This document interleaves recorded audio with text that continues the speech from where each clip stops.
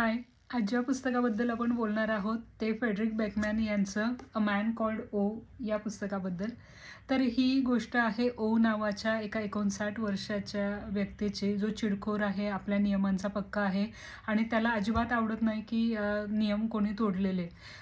त्याच्या दृष्टीने त्याची लाईफ सेट आहे आणि ती तशीच लोकांनी जगायला पाहिजे. म्हणजे अ, तो आयडियलिस्टिक आहे, फार आयडियलिस्टिक आहे की लोकांनी असंच वागायला पाहिजे. त्याला टेक्नॉलॉजीचा प्रचंड राग येतो की लोकं टेक्नॉलॉजीवर किती अवलंबून आहे छोट्या-छोट्या गोष्टींसाठी. आणि मग त्याचा तो प्रवास दाखवलेला आहे. पण बेकमॅन यांची स्टाईल अशी आहे की पूर्ण पुस्तक हे भागांमध्ये डिव्हाईड केलेलं आहे.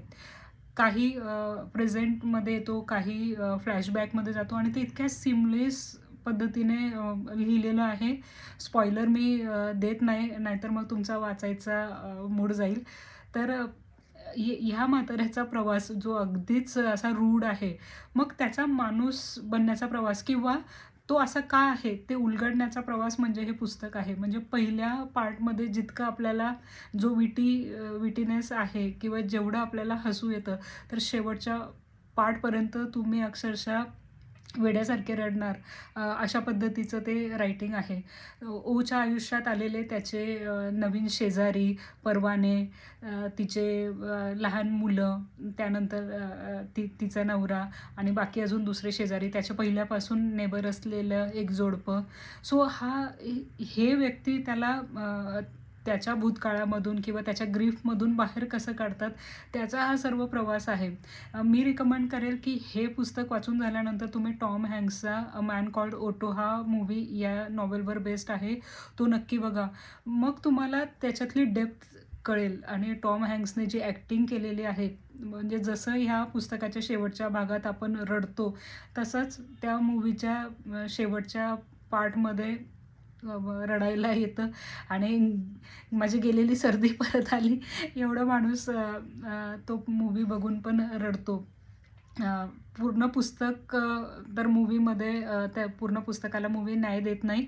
पण तरीही टॉम हँक्सची ॲक्टिंग म्हणजे ओला जर कोणी न्याय देऊ शकतं त्या कॅरेक्टरला, तर तो टॉम हँक्सच आहे एवढं आपल्याला कळतं. सो पुस्तकात इतके छान वाक्य आहेत, छोटे-छोटे वाक्य पण इतके छान आहे की आपल्याला ते लिहून ठेवावेसे वाटतात आणि अ, पण त्याचा रेफरन्स ज्या पद्धतीने येतो पुस्तकात ते खूप छान आहे. नंतर त्याचं त्याच्या पत्नी सोनियाविषयी असलेलं प्रेम, अ, ती ती आयुष्य त्याला जगायला शिकवते. कसं जगायला शिकवतं याचा हा सगळा प्रवास खूप सुंदर आहे. हे पुस्तक प्रत्येकाने एकदा वाचायलाच हवं.